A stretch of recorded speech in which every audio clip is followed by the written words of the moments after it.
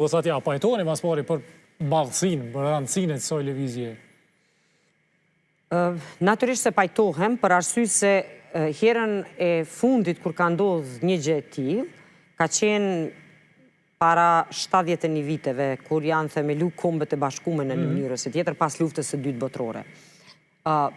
Pakënaqësia e presidentit Trump dhe administratës së re të Shteteve të Bashkuara të Amerikës, që i mbushi tash një vit me organizatat multilaterale, ka qenë evidente dhe nuk ka qenë diçka sekrete, prej Kombeve të Bashkuara e deri tek organizata tjera.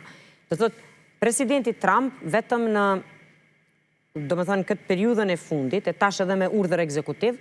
ka nënshkruar daljen nga 66 organizata multilaterale, në të cilat Shtetet e Bashkuara të Amerikës kanë pasur vendimmarrje tepër të rëndësishme, prej elementit buxhetor tek ai politik, e strategjik, e ushtarak, e kështu me radhë. Tjetra ka qenë që prej këtyre 66 organizatave, 31 janë të Kombeve të Bashkuara.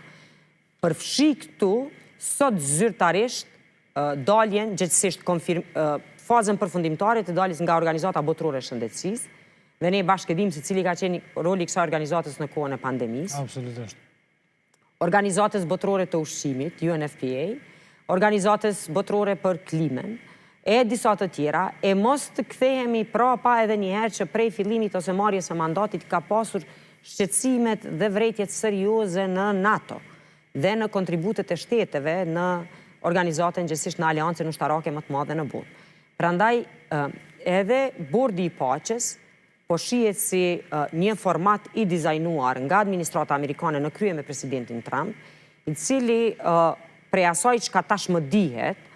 synon të targetoj disa prej pikave që presidenti Trump dhe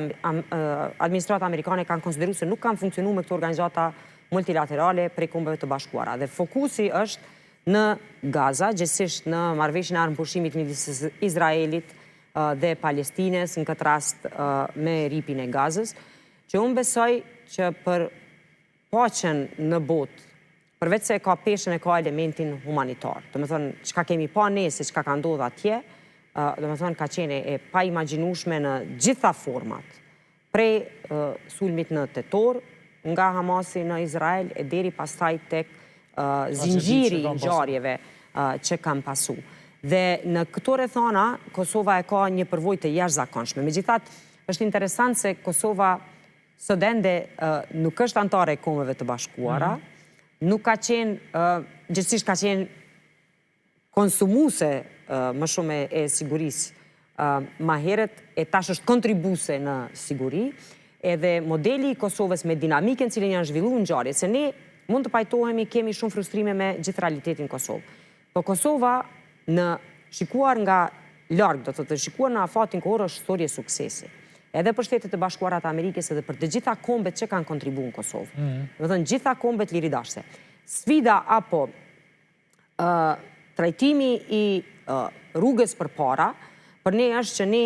e kemi orientimin nga Bashkimi Evropian, nga i cili përveç Hungarisë, nëse nuk gaboj, shtetet tjera nuk janë ende pjesë, disa edhe kanë refuzuar të Bordit të Paqes, përderisa aleanca strategjike me Shtetet e Bashkuara të Amerikës mbetet e